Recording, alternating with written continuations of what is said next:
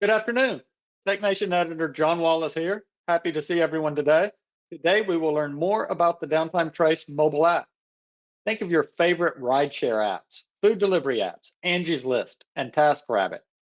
Society expects their familiar mobile app features and functionalities to be found in every industry where they buy goods and services. So riding the coattails of popular apps, I want to tell you more about Downtime Trace. They created a mobile app that instantly connects hospitals and/or imaging centers with all competent and available service providers when their medical equipment needs maintenance and/or repair services. Instead of calling or texting a list of vendors when their equipment needs service, customers simply go to Downtime Trace. They go to the app, follow a few simple steps while the app tracks and stores every step of the service event to allow for easy future access to service data, just like you can see data on previous rides on Uber. Now, these steps include blast, let all service providers know that they are needed, choose, which is a bid to see which service provider, response time, and rating works best. You can receive in-app communications and service updates. You can approve estimates and final completed work, and you can pay through the app and provide a rating review of the services provided. Before we jump into the webinar, it's trivia time. That's right, we're going to give away another multi-tool. So the Kentucky Derby takes place this Saturday, May 3rd. What is the flower used in the winner's garland and is also the official symbol of the Derby? There is a questions feature in the app that you can use to send me your answer now, and we will announce the winner a little later in the broadcast. Now, I want to remind everyone that today's presentation is eligible for 1 CE credit from the ACI. 1 hour after the end of today's broadcast, you will receive an emailed survey. Completing the survey will grant access to a certificate that you can download and print from your computer. We will wrap up today's broadcast with a Q&A session. Please note that the webinar dashboard includes a question feature where you can submit your questions for our presenter at any time during the demo. We will hold all questions till the end, just in case they answer your question during their presentation. Today's live demo combines the expert insights and a behind-the-scenes look at Downtime Trace app from 3 presenters. Dave Francoeur, President of Medical Equipment Services Division, Danny Mobley, the founder and CEO, Jason Mobley, the co-founder and Chief Product Officer.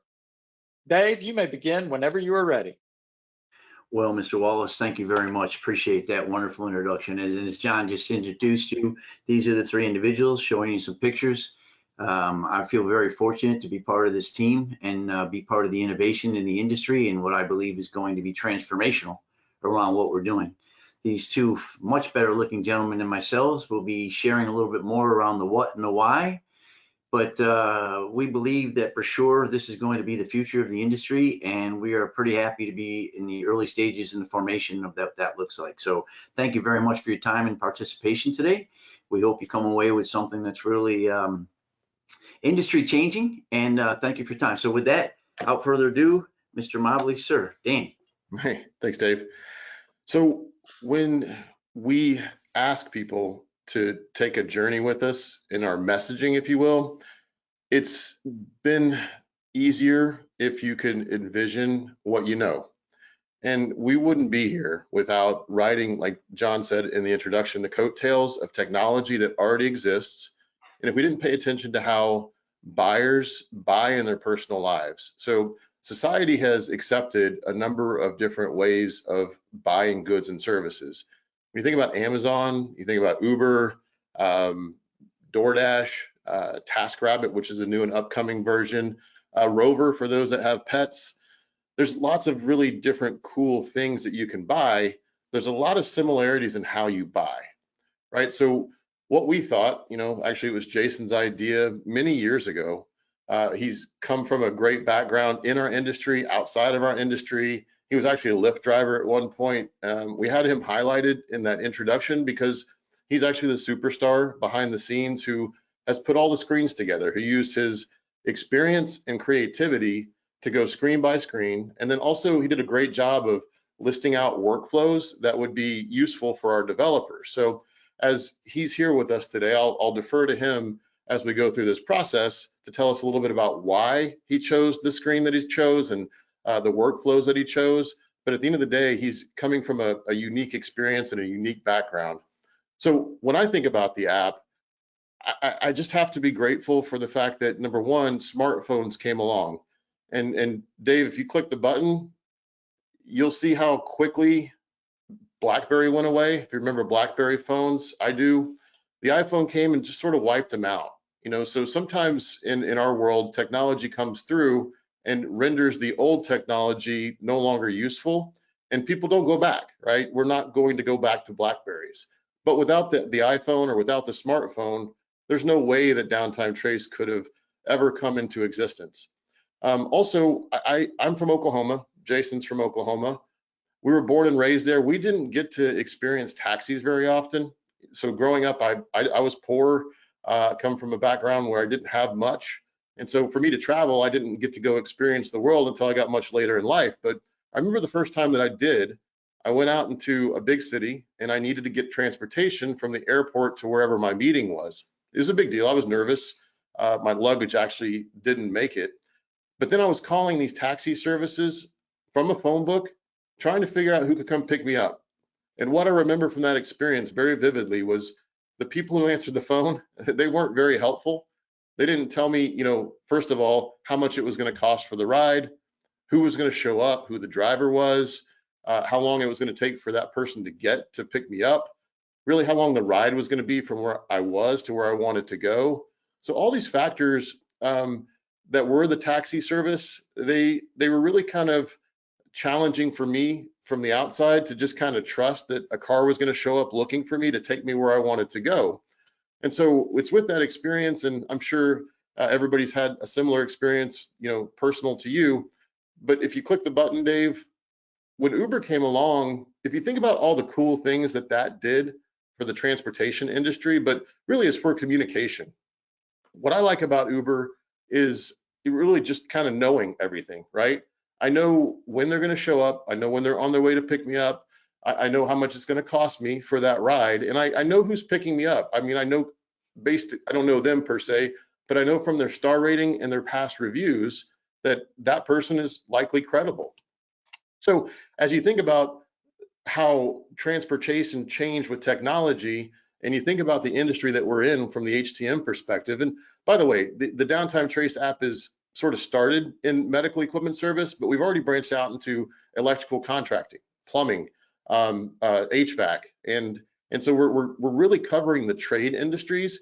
We started out in medical equipment because that's what we knew, and we've always kind of, Jason will tell you this, that as he's come up with the idea, he's always looked over his shoulder, like I have, and said, wow, why hasn't somebody done this yet? So our goal here, very, very simply, is to ride coattails of things that are working within society and do things to make the buyer's experience that much easier than it ever has been. So what we ask and what we hope you'll walk away with today is, hey, what is it going to, what can I relate this to? And it could be anything. Again, DoorDash, Amazon, Uber, Lyft, whatever you, Instacart. Think of the things that you use in your daily lives, your personal lives, and how it could apply to the medical equipment services field. And that's what we're trying to accomplish. So with that, Dave, can you move to the next screen? So I couldn't fund this on my own. I didn't have the wealth to do that. But when I went out to get investment dollars to help us build this app, I did learn a lot. We had to build pitch decks. I've never built a pitch deck before in my life. And one of the things that investors ask is, why is this important to your market or to your industry? And so we did get some good data from developing these pitch decks. And one of the data points that really stuck out to me that I didn't really ever know was the impact of downtime from a financial perspective. In this case, the data from an article from 24/7 from last June, about a year ago, said that it's $8,000 per minute that's being lost by hospitals and imaging centers when their equipment is down. And I didn't really believe that. I didn't see a lot of good data to support that. So I put out a poll And actually, a lot of smart people answered this poll on LinkedIn. And as you can see from the results there, they think that, sorry, the majority think that between 6,000 and 8,000 per minute is the number. So that was really kind of like, okay, I'm starting to believe this more. And it goes into more than just like the cost to repair. Obviously, it's like, how does it impact staff satisfaction, patient satisfaction? There's a number of different things that went into that data. And then I just did this quick comparison to kind of help the investors at this time understand that, you know, that's $480,000 per hour. And really, what in our lives do we know that costs $480,000 an hour that you could potentially lose if it's down? And this is the best that I could come up with. I saw this stat and I thought it was pretty cool. So I put this up there as far as the planes in the Air Force that require operational support to keep them up and going. That was the comparison that I came up with. So anyway, big deal when equipment goes down to the people who own the equipment, and a big deal to the people who are impacted. And I've talked to a number of clinicians. We've done a number of focus groups and different panels. We've convened those along the way. We're big who, not how people. We're not considering ourselves experts. We have some audacity, but we don't think of ourselves ultimately as the ultimate experts. We had to ask a bunch of people.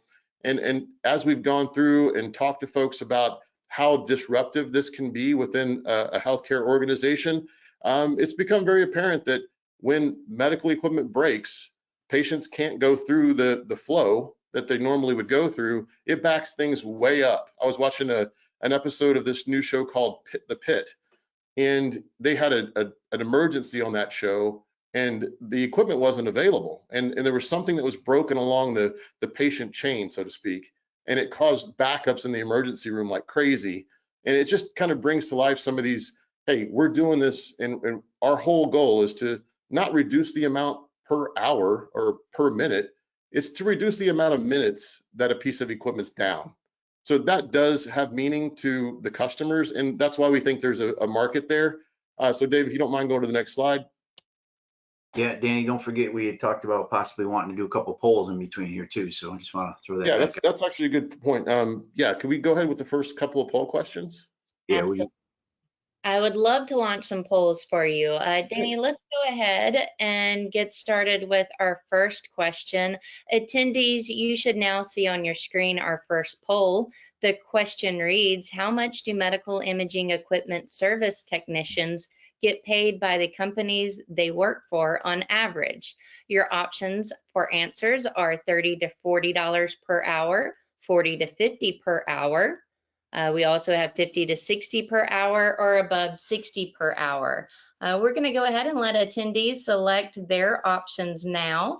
I am going to take this opportunity just to remind everyone that you can submit a question for our panel today at any time using the question feature on your webinar dashboard. We'll hold those questions to the end where we will work through those as many questions as time will allow. Let's go ahead and close the poll. I'm going to share some results. Danny, it looks like the majority of our attendees have decided that it is either 40 to 50 per hour or 50 to 60 per hour. Both of those came in at just shy of 40%. Next selection was 15% of the attendees say above 60 per hour, and 8% of the attendees will say $30 to $40 per hour. I'm going to go ahead and give you back control of the presentation. Did you want to move to the next question now or wait a moment? If you would. Question number 2. Yeah. Perfect. Well, we will launch the next question for you. Attendees, here's one more question. How much do you think a gig technician should charge per labor hour for medical imaging equipment maintenance and repair? You'll see you've got 3 options for answers this time: 50 to 100, 101 to 200 per hour, or over 200 per hour. Go ahead and get your answers submitted. And remember, also using that webinar dashboard, there's a handout section where you'll find some PDFs that the Downtime Trace app team has provided. So be sure to download those while you have the opportunity. I'll close this poll so we can share the results. Looks like our number one answer was 50% of the attendees will say $101 to $200 per hour. Next being 29% choosing 50 to 100, and lastly 21% of the attendees selected over $200 per hour. Back to you, Danny. That's awesome. Great. That's really fun, actually. We kind of came in with the first question, and our data told us that it was about 50 to 60 bucks per hour on average is what imaging technicians make. So that's nice to see that we were pretty close there. But it's also interesting that the second poll that that number came in between $100 and $200. We're under the impression that that's about right, but there's a potential for more depending on the modality, right? So interesting, and it actually really sets up this next slide pretty well. We're in an environment of scarcity, and whether it's in medical imaging or medical equipment in general, or electrical contracting or HVAC technicians, any of the trade organizations or entities that are out there that we've talked to along the way are having very similar problems.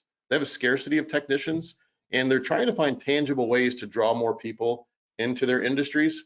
And so when we think about tangible ways to bring people or attract people, one of them is higher pay, and the other one we believe is flexibility, right? So thinking about the poll questions that we just asked and the responses we just got, it does appear, according to what everybody thinks, that there is an opportunity for folks who are technicians to make more money if they're connected to service jobs. And so for independent service organizations that are out there that are service providers as well, it's really kind of fun to see, how this data is sort of correlating.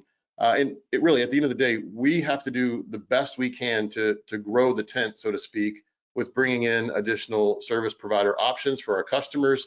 And the technology that we've put together is it's just that. It's technology that will match for the customers, match them to all of the available service options that exist, that are competent, that have been vetted, that are available to do business with the customers. That's really kind of at the core, is connecting customers with options. And so, Jason, I'm going to kind of turn to you here as we look at the motivation. We look at the idea.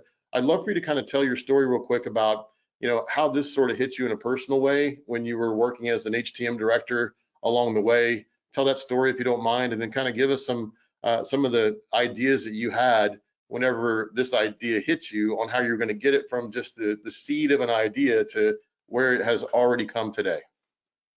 Yeah, sure. Thanks, Danny. So originally, my story is when I was an HTM director at a local hospital here in Oklahoma City, I was needing to earn extra income. So I was working extra jobs after my normal shifts. I think a lot of us can relate to that, just to support the family. And at this time, I was delivering pizzas, a way to make quick tips in the evening. And one evening, a machine went down at my hospital, and the clinicians called a service provider in after hours to do the work.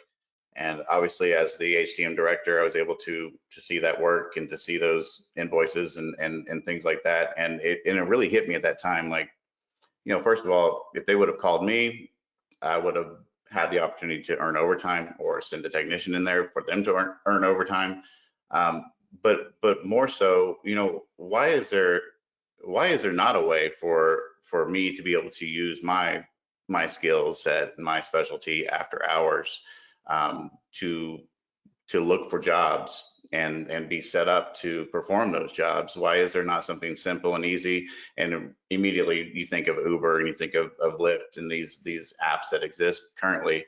And so that's when it hit me. It hit me out of really out of just experience what I was going through at that time in my life. And from that idea, once we really started brainstorming and getting into what it would take to accomplish something like this, there were some key components that we understood need to exist. It needs to be simple on the user. It needs to provide a lot of options. And so for that to happen, it needs to speed up the process to be a benefit for anybody. It needs to reduce the downtime of that equipment. So going into with that knowledge, those were our key motivators, and holding focus groups and panels to understand better what the community wants and would want to see out of an app like this.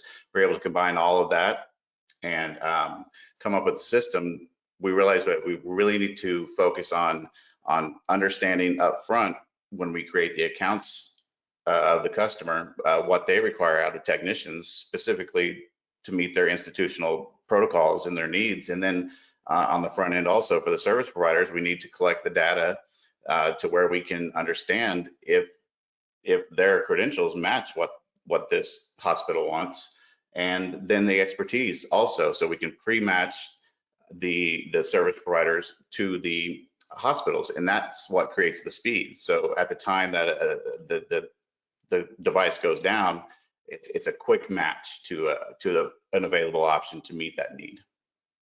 Yeah, thanks, Jason. It's just like, so like anything else, this was sort of born out of this idea that, number one, there's scarcity, and when in any business, it's kind of a supply and demand game. And that's what was really interesting when he came to me and we talked about the idea. I mean, it was like, again, it was like a 5 or 6 year maturation of talking about this thing, and we couldn't believe that nobody had really done it. And one of the things that, you know, when you think about going all the way and having the audacity to really work this all the way through to the end, is considering that everybody in our industry thinks that they have the best practices, so to speak, when it comes to dispatching and communication. And just to be frank, like the people we talk to who are operating the equipment, so radiology technologists and radiology leadership, they don't think that they're being communicated with enough. But one of the burdens that we place on them is that they have to learn how to do business with everybody, right? Versus having one standard that everybody agrees to. They're having to figure out how to do business with all these different vendors along the way, how to get a hold of them, you know, how they invoice, making sure that they're set up. There's a lot that goes into it. And so Jason's being humble, and he's like that, but he was brilliant throughout this process. I mean, he's my brother. Obviously, I'm biased, but to give him the kudos for writing down what he had in mind, it's a really hard thing to do, to move what's in your brain to paper and then describe it to an outside vendor, somebody we don't know, how to code this, right? How to create the code that's necessary to get to the point where we have, you know, apps on, you know, the App Store, and we have the Google Play, and we have a website. You can go to our app or to our service and our web via all three ways: Apple, the App Store, Google Store, and then also via the website. So anyway, one of the things we think we were kind of audacious with was, let's try to create one standard that everybody can buy into, and let the technology sort of manage throughout the administrative aspect of any given repair or service event. So Dave, do you mind going to the next one real quick? All right, cool. So really just kind of, as you think about this stuff again, please think about response time, how much it matters in any given situation, and then who tracks it. As we were going through this process, we had a lot of realizations, but hospitals and imaging centers have sort of given up control over the years. They've given it to the vendors, right? And they've said, okay, well, we don't really have a mechanism to track when somebody shows up, or, you know, the uptime of our own equipment. We leave that up to the vendors. So this is a tool that kind of gives back to the hospitals and imaging centers and those customers the opportunity to start tracking. And that's where the term trace came from. In Downtime Trace, track was taken, Downtime Track was taken, so we went with Downtime Trace. But response time matters, obviously, and we want to make sure that it's as fast as possible. So and track it. Dave, if you don't mind going to the next one. Thanks, sir. And then also just this whole ecosystem. When you think about the way you buy in your personal lives, one of the cool parts about buying online is that you can see star ratings and reviews. And some of those star ratings and reviews, depending on where you get them, can be a little bit skewed, right? I know I've worked for organizations in my past where we would do everything we could to pump up our numbers, including our friends and family jumping in. Well, in our ecosystem, the only people that can give star ratings and reviews are the customers. And that's a big deal.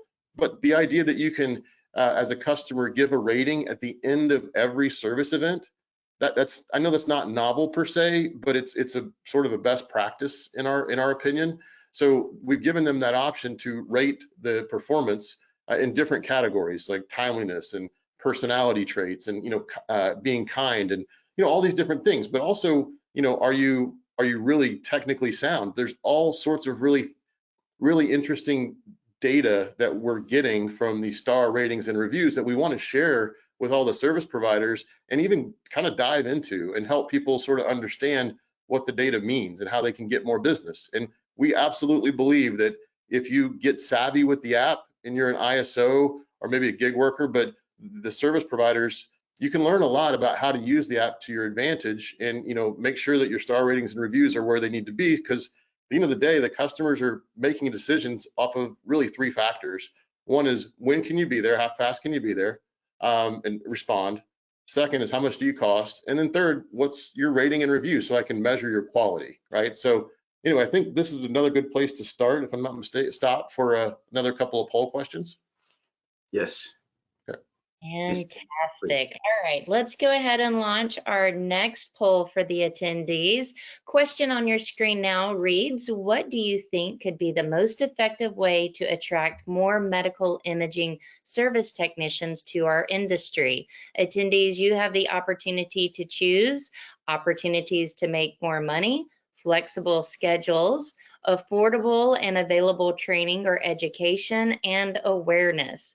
I love that we're almost at 100% voting right now. If I had to guess, I would probably side between opportunities to make more money and, of course, flexible schedules. But let's see what the attendees had to say. Closing the poll and sharing the results with everyone, looks like 40% says affordable and available training and education. Love that answer. Next most popular answer was opportunity to make more money. 20% of the attendees said flexible schedule, and rounding out the options, 13% said awareness. Cool. Would you like one more poll? One more. All right. Got one more question for you attendees. Right now, we'd like to know, why do you think technicians don't like CMMS or data entry? Is it too complicated? Is it too time consuming? Not worth the effort? Or maybe bad systems are the issue? Go ahead and lock in your answers now. And quick reminder, I've seen a couple of questions come in during the presentation, but you can submit your question for the panel at any time using that question feature on your dashboard. We will close this out and share the results.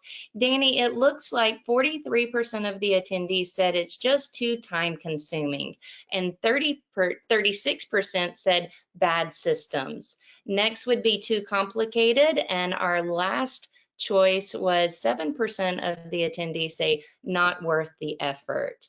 I'm going to close this out and back over to you.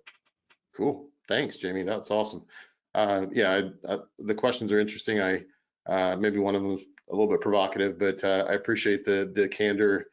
We've heard a lot of the same things with some of the focus groups we've had come together, and you know, our hope is that we can streamline. And if the user interface, going back to that, is world class, then hopefully people will become happier with data entry moving forward.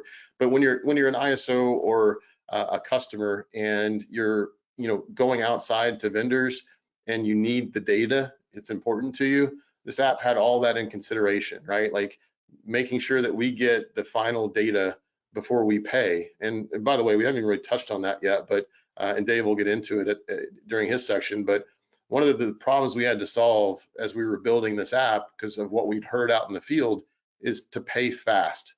We have technicians that have done work in some cases that told us their story as a 1099, or ISOs that were small ISOs that were hurting because hospitals were taking 90, 120 days to pay, right? So in those circumstances, we listened and we asked more questions. So we had to find a mechanism in our hearts. We had to find a mechanism to figure out how to pay quickly. So you have the option when you use Downtime Trace to get paid within 3 to 4 days of completion of the service event, right?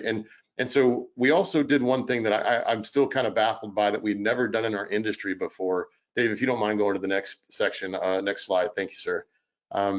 We really focused on the end of the process. Whenever a service provider was completed with their repair and their service event, we have a formal part of our process, a formal step that the customer has to approve, that they also agree that the the repair's been completed to their satisfaction, and that's the final trigger to make payment, right? To release payment. So all payments are made through the app. Just to kind of put that out there, I know we've kind of gone fast through this process, but because we control payments through the app, and this was, motivated by, again, going back to those apps that exist in our personal lives, Airbnb or Uber, any of the popular apps, they pay through the app.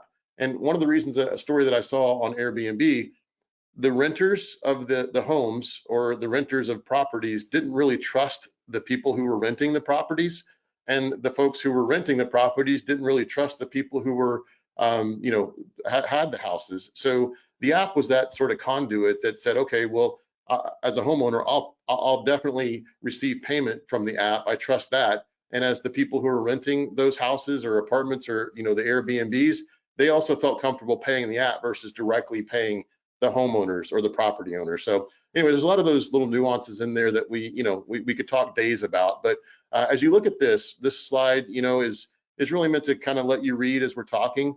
But this is kind of, everybody we've run into, hospitals or independent service organizations who are customers, they've got their already current dispatching workflow.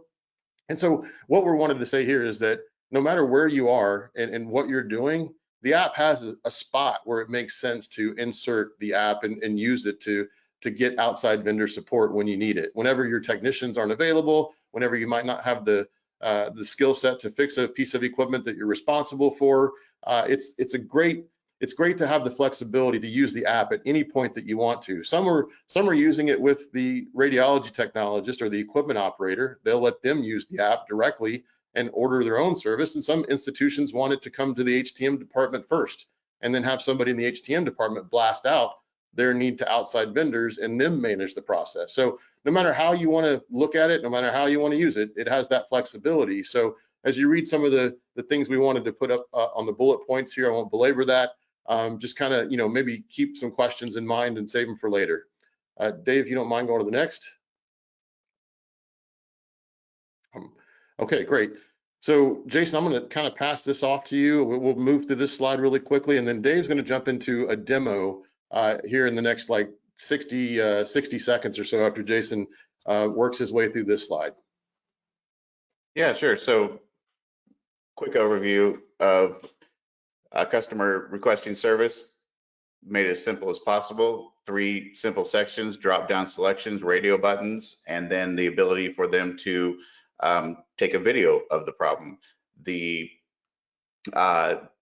request is blasted out to all the matched service providers, and what that means is it's an in-app notification like you're used to seeing on any of your apps, plus an email at certain points in the process of what we call trace ticket or a work order completion. If it's important, it's an email as well as an in-app alert, and then the customer simply chooses the bid that fits their needs the best, with the information presented to them in a very in a uniform way, first of all, but also accentuating the points of your business or your service offerings that you'd like to accentuate.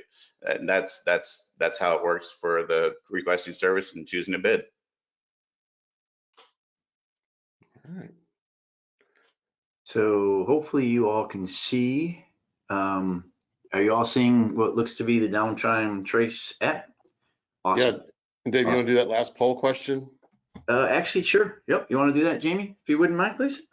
I would love the opportunity. Last questions, attendees. Let me go ahead and put it on your screen. What might be our customers' biggest complaint about our industry? Your answer choices are lack of communication, too few resources, lack of expertise, or not enough money. One more quick reminder that in that handout section of your dashboard, there are some great PDFs that the Downtime Trace app teams provided. I've seen a couple of them in the presentation so far. So if you want to click over and save those, please take the opportunity. Let's launch and share the results. Looks like 53% of the attendees said lack of communication is the biggest complaint. After that, two answers have tied for second. 18% said too few resources, and 18% said not enough urgency. After that, 12% did choose lack of expertise. All right, Dave, over to you. Thanks, Jamie. All right, so what you can see here is this is what our app looks like, right? So whether you got a Google or you got an Apple product, you can download the app, typical as anything else. And so you're at a hospital, and I'm just going to kind of reiterate what Jason shared with you guys a little while ago. And so a hospital then gets to say, okay, hey, I need a request. Could be a PM, could be a CM, whatever the case is. So they would go ahead and push this button. And what ends up happening is you get three things. So if you're one of the clients that's using the app, you would have a drop down here, and your entire inventory would be in the development of the app, and you would go and pick the one specifically that you're looking to have the PM or CM done on. You then get to determine your urgency, right? So it's a PM, hey, get it done in the next 60, 90 days. Or, you know what, if you were here yesterday, I would have appreciated it. And so you put your urgency. And then the coolest thing is, and I'm just going to go ahead and push this button, and you're going to watch, this thing's going to walk through the things that we just discussed, showing you how it would populate and what that looks like as it's doing the process. And then they get to put some free text around what's going on. And now this is the coolest part that Jason really did a great job on. You then get to take and make a video. So you get to show exactly what it is that they're seeing and what the problem is. So that's wicked cool, as we say in New England. And when you're all done, you've done the three different criteria, you hit the blast. Like a rocket ship, it goes off. Everyone that's in our system that shows for the geographic territory and for the modality specific equipment that they're working on, they would be notified. They would be notified either on their desktop or on their cell phones, and they get a notification that looks something like this. It says, hey, you've got an opportunity out there. Are you interested? So they would click on it. They would hit the button. Emails also ensue, but I'll show you that. And it walks through the various things that are going on. And then they see exactly what it was that the hospital just filled out, right? So they get to see where the hospital is, what the device is, what the urgency is. And then the coolest thing is they actually get to see the video, right? So here's the video. And now they got a pretty good idea what's going on. And as Danny indicated to you earlier in the process, you get to decide whether you want to bid it on it or not. But this is a first wave, right? You're saying, here's what it's going to cost me, or what I'm going to charge you in order for me to come out and do an evaluation. Now, if it's a PM, it might be the final price, but it's the first one is, this is the evaluation price for me to come out and try to figure out what's going on with it. And so you would say, yep, I want to place a bid. And as you'll see, you're going to put in when you can be there. You're going to put in, you have up to 3 categories by which you can put in your labor rates. So it might be travel, it might be on-site, it might be overtime. It could be up to 3 that you get to put the categories in. You put those dollar figures in. You then get to put in some free text around, hey, why should you pick me? What is it about me that makes me special? But at this point, you're going to come up with a dollar figure. That dollar figure, once you're satisfied with it, you would say, okay, that's my proposal. The hospital now, and this is where I'm going to take a second out, the hospital now gets notified via the phone or the web that, hey, you've got some bids out there. You've got some people that said they're interested in doing the service for which you're looking service for. They, you, us, everybody gets to decide who gets notified. Look, I'm telling you from my experiences, there are times when the CEO of a small rural hospital that has 1 MRI says, I want to know when somebody's coming.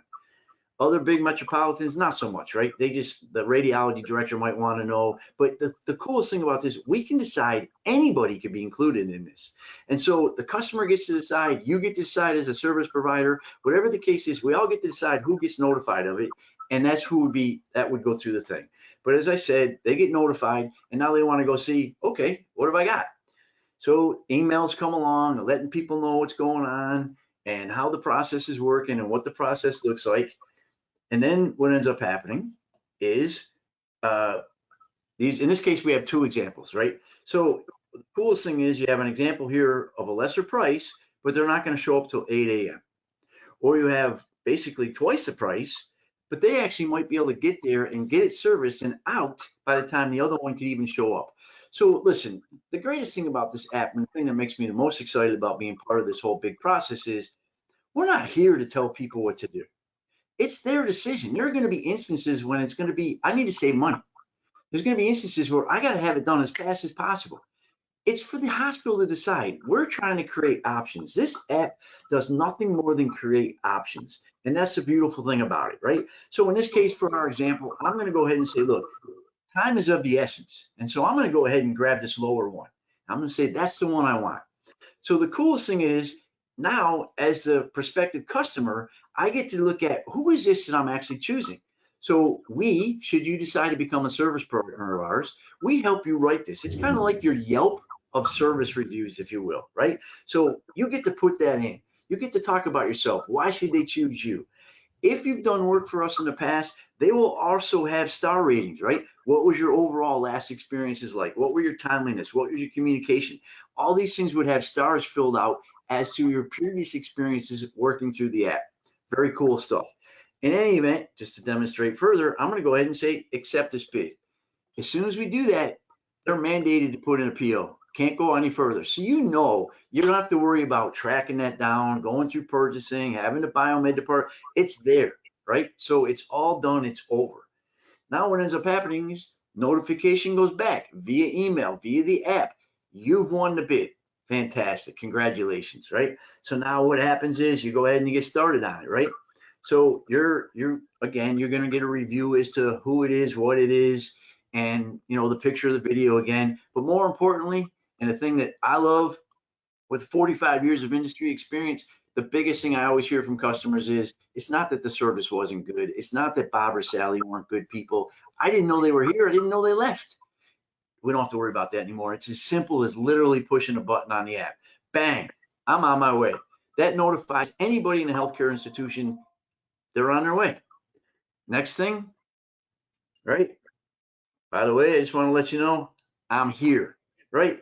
I mean, I'm telling you, radiology director, administrators, they're dying for this kind of information. And it's as simple as hitting a button. That's all there is to it. All right.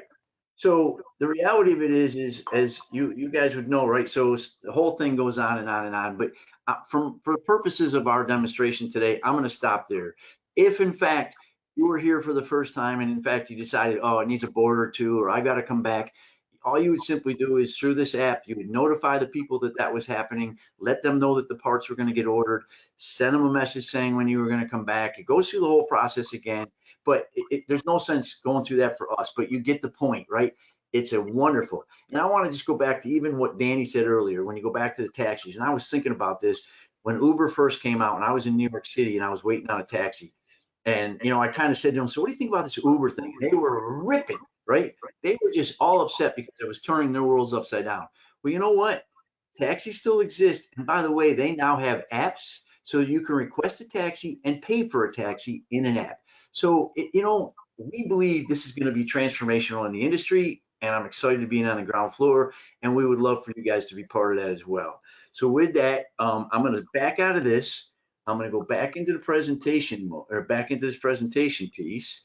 And we just got a couple more slides, and then I think we're going to open it up for questions. Danny? Yeah, thanks, Dave. I just kind of, out of the 72 slide demo that you had, you stopped typically at around slide 42. This was just kind of regurgitating what you just said. We're using video, and I love, my favorite story is when I would take my car in over the past few years to a dealership. The auto mechanic would send me a text whenever they were finally looking at my car. I'd be in the waiting room or whatever, and I get that text, and number one, I know they were working on the equipment, which was nice.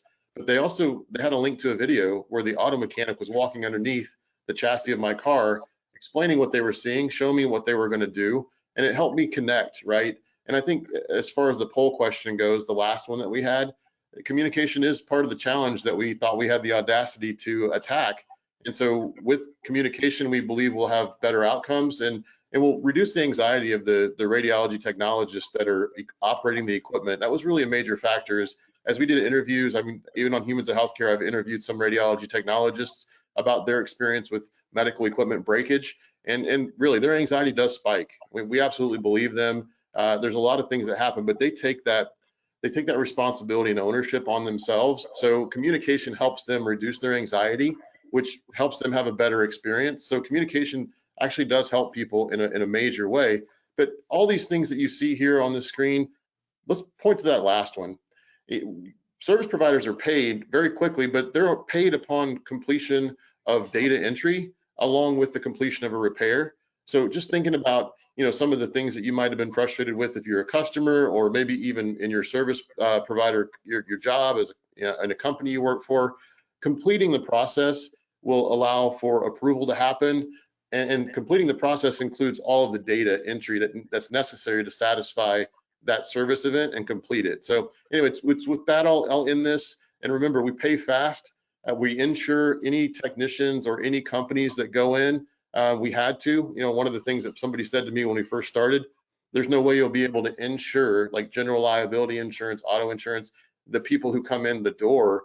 And we actually found a really easy solution to that. It's a great solution. We got a great insurance partner. So anyway, anybody that is approved in the app as a service provider will also be insured by the app to go do work. So a lot of little cool intricacies. And so Dave, the last slide for me is just how do you do this? How do you sign up to become a service provider, and what's that process look like? We've learned a lot over the past few months about how to be a good concierge and a good steward through this process to become a service provider. It does, settle in for a few hours because it's going to take a few hours of your time to complete the things that we need you to complete.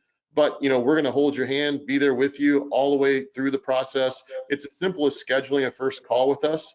And during that first call, we'll go through the setup process with you. Make sure you end that meeting with a profile that's completely set up. We'll go through some verification steps, and then we'll add, service technicians if you have multiple service technicians in your company. And then we'll let you know when you're ready to receive blasts and win jobs. Our goal is to deliver jobs from customers to your phones. It's that simple, and let you buy like you're used to buying in your personal life. I mean, this is for Gen Z. This is for baby boomers. It's meant to be as simple for anybody to use. But we think the future is going to expect this out of our industry. So we're motivated to number one, learn from what you say, but keep it easy and simple to get to the point to where you can give us feedback. This is as simple as we know to make it. Thank you so much. I'll just say this and end with this from my perspective. I'm so proud that Dave's here. My brother's been killing it. And to have anybody show interest in something that you've built is it tugs at your heart. So thank you everybody for listening. It means the world to us. And thanks Dave and Jason for being a part of this journey. Well, Danny, thank you. And thanks Jason and Danny for allowing me to be part of this journey, which is amazing. I just want to reiterate a little bit what Danny said, right? I mean, look, if you're out there as an individual or as an ISO or even an OEM, I don't know who's out here, so it could be anybody. My honest, sincere belief, and part of the reason why I'm here, is because this works for everybody. There are no competitors of sorts, right? It's a great opportunity. Coming from an OEM most recently, I know for a fact that there's a shortage of people that they have working for them and are having trouble just meeting their contractual obligations. And so this app, they could be using both as a customer and a service provider, right? Because they may need a resource to help them get through a PM that they need to have done, or a repair because all their technicians are out someplace else. So they could be using it as a customer or as a service provider, right? It's the same with the ISO. And as a gig worker, somebody that wants to do a little something, moonlighting, a little on their side, try to make a couple extra bucks so they can make their family and their home life better. This is a great opportunity for everybody. And the coolest thing about all this, it doesn't cost anything from a service provider's perspective. Just getting signed up and having the ability to have things blasted to you is free of charge. Just get signed up. It's wonderful. There's nothing but opportunity. If you're an organization, individual that wants to expand in areas that you might not have been able to do, or you don't want to pay for the marketing or the things to do that, we'll do it for you. The app will be there, the customers will be there, you'll be notified of it. So I just say that, and we're offering, to Danny's point, we're offering a concierge perspective in terms of all we need to do is reach out to us, tell us you're interested, we'll take it from there. We will walk you through the process and get you through it. And unless Jason wants to say something, John, if you want to bring it out the questions or whatever it is that we want to talk about, we'd be happy to get through that. Yeah, let's do that now. We have some questions and not a lot of time to get through them, so let's jump right in. The first question we have is, when it comes to communication standards for medical equipment maintenance, who chooses the best methods, and which standards should the industry follow? So I'll jump on that. when we built this, we asked a lot of people. Again, we convened surveys and focus groups and a number of different what we consider smart who's. Jason and I realized early on that our brains are here to access other brains. We could be much more potent if we just use our brains to access other people. So the standard we're trying to set is from the perspective of a lot of really smart people who gave us a lot of really good feedback. And if you just follow the prompts in the app, we're going to communicate what we believe is a minimal amount throughout that service event to the customers, and we're going to track all of those steps, right? So there's this balance in our world between what will, what's too much, what's not enough, and we were faced with that throughout this entire process. But we believe that we've gotten it to a point to where it's worth putting out to the industry, to the customers, to the market, and then getting some feedback. This thing is 95% baked. It's in use, but we're looking for that feedback on opportunities to enhance the standard.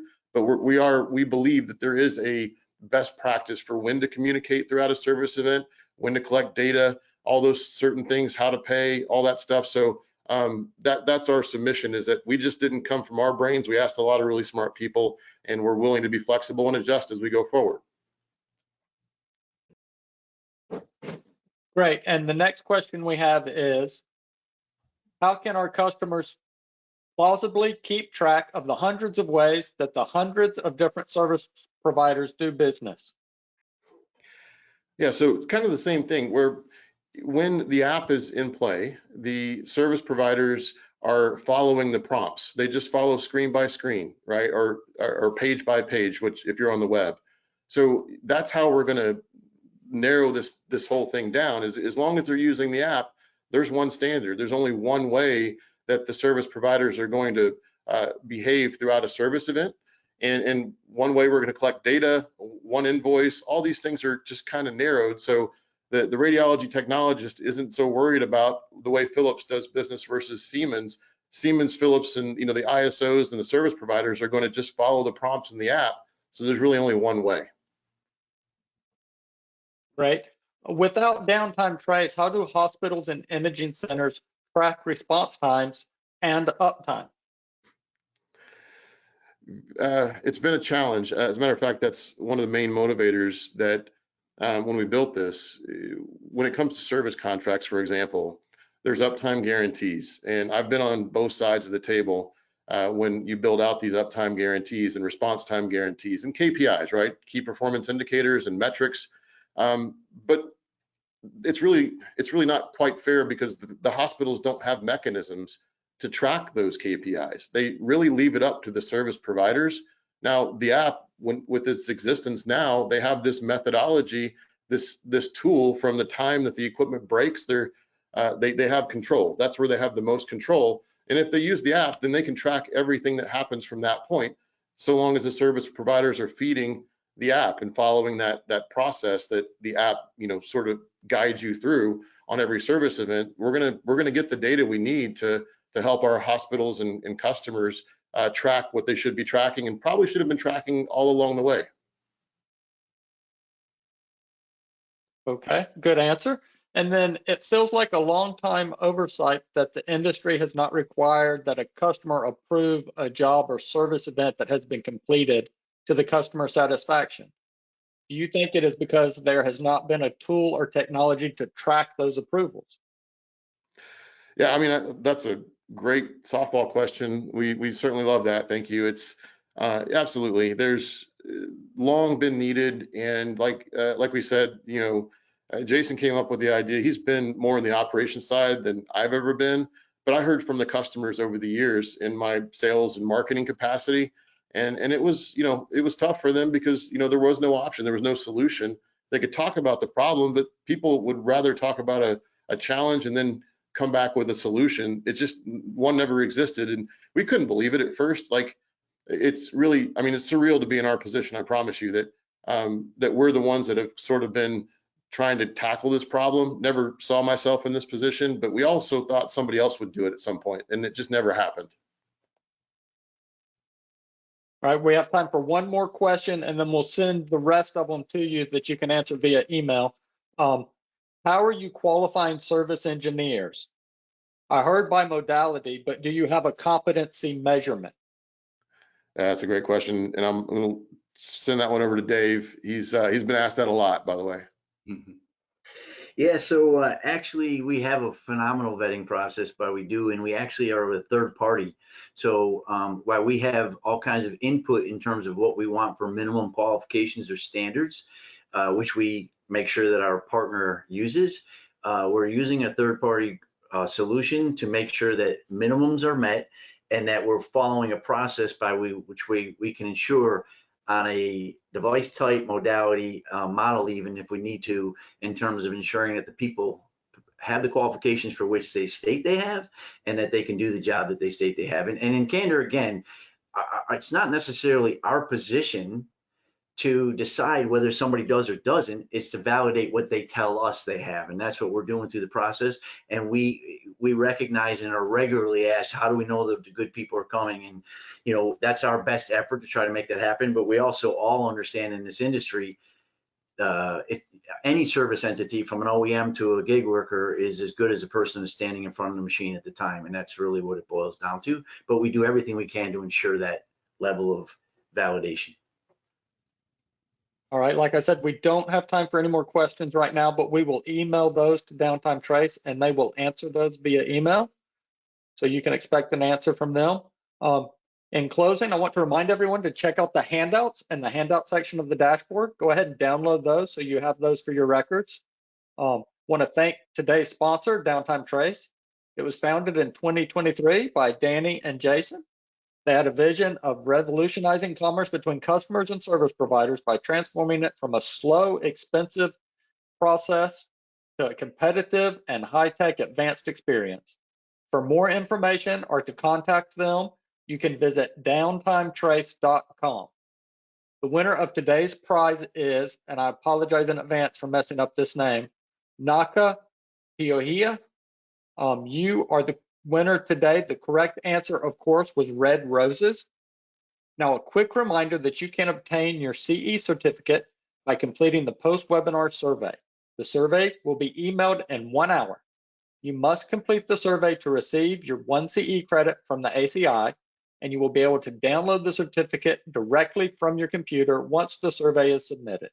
If you have any questions, you can reach us through email at webinar@mdpublishing.com. Thank you, everyone. Thank you for a great presentation. Thank you to the attendees for their attendance and their attention during the presentation, and have a great day. Thank you, John, Jamie, and MD Publishing.